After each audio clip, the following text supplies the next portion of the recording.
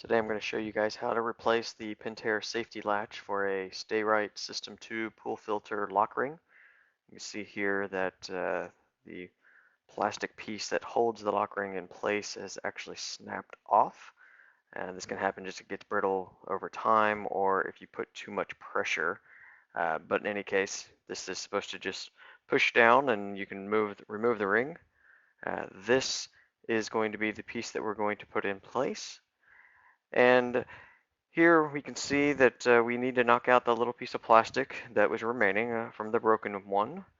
And it's pretty simple. You just go in and you take the flat piece, place it up into the little slot, and slide it into place. Now it will require you to pull back a little bit because it's going to try to push against that little knob on the